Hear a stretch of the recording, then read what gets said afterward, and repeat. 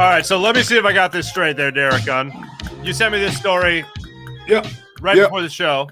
So Chad Ochocinco, one of the best wide receivers of my lifetime, enjoyed the hell out of his career there in Cincinnati. And all the antics, the Christmas presents, the proposing to a cheerleader, everything. Just changing his name from Chad Johnson to Ochocinco. All that. He apparently is willing to pay the fine of Jamar Chase. Do I have this right? Of Jamar Chase. If Jamar Chase models a touchdown celebration after something that Chad Ochocinco did during his career. So if he proposes to a cheerleader, if he throws presents to the crowd, if he changes his name to Ochocinco, I don't know. He's willing to pay the fine to the NFL if he celebrates like Chad Ochocinco. Now, it's an interesting story, but refresh my memory. When you look at some of the creative and animated celebrations that are in the NFL today, yes, is there anything that Chad Ocho did back there that would be considered taboo today? Because some of these celebrations are exotic, nowadays. The stuff they do in the end zone, laying on the ground, twitching like you've been shocked, choreographed dance routines. Is there anything that you can remember that Chad Ocho used to do? Yeah. That would be considered above and beyond? In today's world, I assume proposing to a cheerleader wouldn't go over so well with some people. I would find it funny. Some people might not like it. But that's not offensive, though. It's not like you run up to a cheerleader and kiss them against their will. I mean, he gets down on one knee. I thought it was funny as heck. I thought it was funny too, but I'm just saying in this day and age, people might not like it so much. See, Chuck Hutton brings up a good point. Why would he be fined? Now, I agree. And, when I saw this earlier this morning, I'm thinking, what did Chad he used to do his salsa dance? He's done some unbelievable stuff, hugging the goalpost. Proposing to a cheerleader. The presents, I think the presents he'd get fined because you're still not supposed to use a prop, right? I guess. I don't think you can use outside things. Like I think you could still use the balls. I think it used to be a penalty if you used the ball, like you couldn't cradle the ball like a baby. You couldn't use it as a prop. Remember Donovan got fined, him and who was it, Mike Bartram? For the long snap in Detroit, I want to say it was. I can't recollect that one. Yeah. That was there was a fine there because because the long snapper before John Dorenbos was I think I got his name right, Mike Bartram. And he was incredible, and he was like John Dorenbos. And I remember he scored a touchdown, and the celebration was him just snapping the ball, long snap to Donovan McNabb, and they got fined for it. Oh, so I think the only one that would actually be against league protocol is the presence, because you supposedly can't use a prop, like an outside prop, to celebrate a touchdown. Interesting. Huh. Yeah. Like T.O. with the marker. You're right. T.O. running to the star and dancing on a star. But even that wasn't fine. It wasn't a fine. I mean, Byard got fined for it, though, didn't he? I thought Byard got fined after he. Byard did, in his third year. It was in his third year in Tennessee. And I know the rules have changed every year. It's hard to keep up with half this stuff. They change rules every year, man. We're looking at glorified flag football as it is right now, with the no strike zone and all this stuff. And, what constitutes below the waist blocking nowadays, cut blocking. It's not football anymore, man. It's like what is football now is disheartening in a lot of ways. Yeah.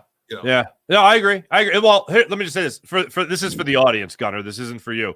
Let me tell you the two best things about watching a game in the green room at Oshie Casino with Derek Gunn and Seth Joyner. One is Seth Joyner usually Seth, we all know Seth always dresses to the nines, man, always ready to go, always in the Sunday best. And he's got a napkin on his collar a lot. If what we're dealing with is the food is a little sloppy, he'll have the napkin on his collar. And if he gets to a point where guys aren't in press coverage, he'll take the napkin off, throw it on the table, get up, and then start doing like blocking techniques and like shed blocking techniques in the suit. And the other is you talking about how that's not a penalty when it's a clear penalty. Nowadays, no, it's not. Nowadays. Now, hold on. The caveat is nowadays. Nowadays, it's a clear penalty. And you're still arguing rules from, what is it, like 1999. Know what I'm saying? Look. The pass interference call is so inconsistent. Sure. And the clutching and grabbing that goes on between DBs, sometimes they get caught, sometimes they don't. When they grab the back of a receiver's jersey to slow them down a little bit. If you know what they say, it ain't cheating. It ain't cheating unless you try, right? Mm-hmm. So it's too inconsistent because what they call on pass interference, you see people getting away with stuff like this throughout the course of a game. So you don't know what is and what isn't. And then all of a sudden, the next day or a few days later, you see on Twitter, after reviewing such and such, and I'm not talking about just Eagles games. I'm talking about any game, such and such. The referees made a mistake and should not have called this. Or the referees missed this and should have called it. Mm-hmm. Even the league office can't get it right. I just love that you're arguing that it's not a penalty, and then the referees come on the microphone and be like, all right, on the previous play, assault. The police are here. They're going to arrest him for the horrible, egregious penalty he had. He'll never be allowed in the league again. And you're like, that's not a penalty. Anyway, all right. It's true. It's true. All right, for this game. But going back to our guy, Seth. Yeah. Seth always starts the day talking about press coverage. And I'm trying to tell Seth, have you watched this Eagles team? The corners don't play press. You got 2 Pro Bowl caliber corners, although one of them appears to be a little bit slower than normal. But they don't play press. They play press maybe once every 12, 13 plays. They don't play press. Their MO, just like when Gannon was here, keep everything in front of you. It drives me nuts because you give up so much real estate underneath. Mm-hmm. This team doesn't play press. Okay. Am I right or am I wrong, Mr. First? You're absolutely right. And I just hate the fact that it's in one of my top 5 things that I want to see in this game. But you're right. I'm not saying you're wrong. You're very much right. So as far as this game does go, Mr. Derek Gunn, the Gunfather himself, veteran Eagles reporter. Big Daddy. If they're big I like that it's not Big Daddy, it's Big Daddy. It's Big Daddy. You got that stank on it. You know what I mean? Yeah. You want to put a little Southern drawl, Big Daddy. Put a little Southern drawl in it as well. My family's like, we don't live in the South. Well, yeah, but still, it's a term of endearment. I'm just saying, just throwing it out there. The more you say it, the better it sounds. The more you say it, the more weird it gets. I'm going to say that much because you start putting accents on it, it starts freaking me out a bit. Well, now that you brought it up, after this show, I'm calling a family meeting to re-argue my case about being referred to. Good luck to you and your counsel. Good luck. My representation is over here. All right, Gunner. When it comes to this Eagles-Cowboys game, one thing that if you could tell Nick Sirianni, Sean Desai, Brian Johnson, whoever, you got to do this thing to win. What is that thing? What do you need to see to really increase the Eagles' chances of winning this football game? Defend the pass better. Defend the pass better. Defend the pass better. All right. So this is good. That's a perfect. Okay. So let me say it again. Defend the pass better. Are you going to keep saying it until I refer to you as Big Daddy? Everybody's saying run the ball, and you know what? That was obvious. I mean, run the ball was right up there, but I they've shown they can still win without running the ball. Okay. But at some point, your porous pass defense is going to catch up to you. All right. See, and I'm saying you have got to find a way to defend the ball better through the air. I'm just glancing at the chat for the first time in a minute here. This is run the ball, and I don't disagree with it. It's popping. Well, but to that point, press coverage ain't happening either. But I'd like to see that. But let me focus on your point first. When it comes to the better pass defense for the Philadelphia Eagles, okay, CeeDee Lamb, Dak Prescott obviously appear to be hitting a bit of a stride here in recent weeks. Eli Ricks, Sidney Brown, James Bradbury. Who is going to be on CeeDee Lamb? And we know CeeDee Lamb is going to be in the slot a lot. So who is going to be on him, and how much of because I assume it's going to be a different look type of situation. Who will be on him the majority of the time in the slot? That's the $1 million question. And okay. We don't know. Sidney Brown is not a true slot defensive back. Right. And that's a little uncomfortable situation for him. Eli Ricks has the speed, and Eli Ricks plays fearless, but he's also a young player who's learning as he goes along. CeeDee Lamb is very fast, and he's a crafty receiver. And I understand a lot of people knock him because they don't consider him one of the better receivers. But it could be Sidney, it could be Eli Ricks. We don't know what that game plan is. But whatever it is, if Dallas somehow, some way identifies they have an advantage, especially if you start getting pass interference calls, that's one small advantage for Dallas. When you look at their overall pass attack, it's not really impressive when you think about it because there's a significant drop-off after CeeDee Lamb. Michael Gallup and Brandon Cooks have not been those guys that stretch the field the way we thought they would be. When you look at CeeDee Lamb's catches compared to the other two guys, it's like 20-something catches difference from CeeDee Lamb to the other two guys. The tight end position has not been as prominent for Dallas as it has been in years past, since they lost Dalton Schultz to Houston. So here we are looking at a Dallas team that is 5-2, and I'm trying to figure out how did they get here? Mm-hmm. Well, because of two things: their defense and special teams play. Mm-hmm. We always talk about this being an offensive game, and that's true. But Dallas has found a way to do an exceptional job of incorporating those two elements to help them win games. Dallas right now is one of the top 4 defenses in the NFL. They have 13 takeaways, 9 interceptions. So they're getting the ball back to this offense and giving the offense shorter fields. And that concerns me for an Eagles team that is turning the ball over at an alarming rate. In a matchup like this, field position is everything. Mm-hmm. And you give the opposition a shorter field. Basically, you're playing into their hands. Now, the one thing I do like about this Eagles offense more so than Dallas's offense, the Eagles can score in less than 2 minutes, or the Eagles offense can chew up 8-9 minutes on the clock. We've seen that consistently. Whereas Dallas's offense is inconsistent. They may hit you with a long drive 1 minute. They may hit you with a big play the next minute, but there's no consistency in terms of how they get to the finish line. We know the Eagles have the capability of beating you in 2 different ways. I said this earlier in the week. If this game comes down to the final minute of the game, I feel much better about Jalen Hurts having the ball in his hands, marching the Eagles down the field more so than Dak Prescott against the Eagles defense, even as porous as their pass offense is. Mm-hmm. Dak Prescott marching his team down the field because of the array of weapons that the Eagles have compared to Dallas. All right.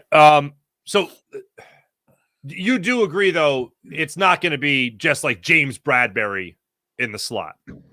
You think it'll be? I don't ever want to see James Bradbury in the slot again. Okay. All right. That's not his forte. Okay. I agree with you. But it's something that they've dabbled with in the past. So, well, you notice they haven't done that the last couple of games, though. No, but they haven't faced a guy like CeeDee Lamb in the slot. Well, you had Tyreek Hill. I mean, that's true. All over. Yeah, Tyreek and he used all over the place. Yeah, and he used Eli Ricks. That's true. That's true. And then last week, you had Curtis Samuel. Now, Curtis Samuel's not Tyreek Hill, but Curtis Samuel is a pretty doggone good slot receiver. Right. Okay. So you've had your challenges. Yeah. Okay. So I liked what Eli Ricks did against to bring up your name there. I like what he did against Tyreek Hill. I like that he showed me some life. So if I had to take a guess, I think it's going to be a combination mostly of Eli Ricks and Sidney Brown. And I think would agree with that. If the Eagles in this game do want to attempt slightly more press coverage than we've seen, because I don't expect them to all of a sudden be like, well, we're a press coverage team now. But in this particular game, if the Eagles are going to do it even a little bit, I'd rather have a physical player like Sidney Brown at the line playing physical, because if he's going to do anything that's going to help you win, it's going to be physical. It's not going to be dropping back in coverage. It's going to be jamming him at the line, giving the pass rush time to get home. So in that situation, I would like to see Sidney Brown more often than not. In coverage situations where you really think, well, you're not going to be that aggressive, you're just going to rely on your front four to get home, you're not going to be sending blitzes, you need that solid coverage, or as close to solid as you can get, I think that's where you're going to see Eli Ricks. Because against Tyreek Hill, one of the things Eli Ricks, and I never thought, especially in the preseason, even with pick 6 Ricks and all that stuff, I didn't think we'd be going into Dallas week being like, well, Eli Ricks is really going to he's really going to be a factor in this game. But here we are, and I think it's true that he could be a big factor in this game. And what he showed me against Tyreek Hill is decision-making.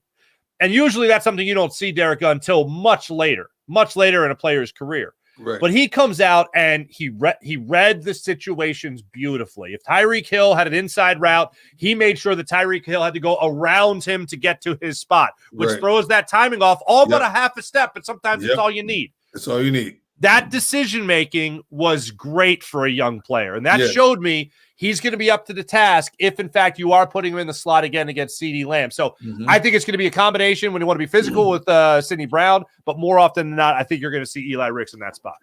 Well, and plus, they like to move CD around too. They'll have a money outside. They're going to have money inside as well. So it's going to be interesting to see where Dallas tries to identify that CD has the advantage. If they find out that he has an advantage on Slay or Bradbury, guess what? He's going to be outside more than he's inside. And somebody else will move to the inside like a Gallup or Brandon Cooks. The chess match is going to be very interesting.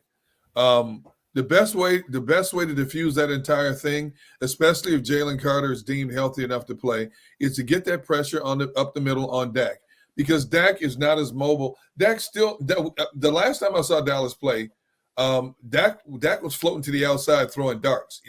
He was throwing very well on the run, but I don't think Dak is that same quarterback in terms of mobility since he dislocated that ankle a couple of years ago. Yeah, you can see it in his gait in terms of how he runs. If you get pressure on him, if Jordan Davis and Jalen Carter can get pressure, push that pocket back in the middle and force him to the outside into the direction of Hassan Reddick or Josh Sweat, I like the prospects of the Eagles getting that Dallas offense off the field more times than not. Okay, I like it. I think we have Todd Archer coming up at noon, correct? Yep, we have Todd Archer coming up at noon. Yep. Okay. From Dallas. I'm going to check with him right now just to make sure he's in place. All right. See what he says. All right, fair enough. I'll give you one of my top five here, and you just tell me what you like here. We've talked about press coverage. I feel like there's two things that we have talked about the most with this Eagles team that we have made the requests, and we've touched on them both. One has been press coverage. The other has been running the football. I truly believe that in this game, the two things we talk about the most and have talked about the most this season, press coverage and running the football, are two things the Eagles have to do to win this game. And I'm not saying every play. I'm not saying the vast majority of the time. They're not press coverage.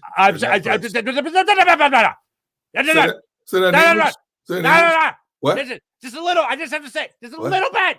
Just give me a little bit more. Give me a little bit more. Give me a little bit more press coverage. Commit to running the football. Get a guy like Tyler Steen.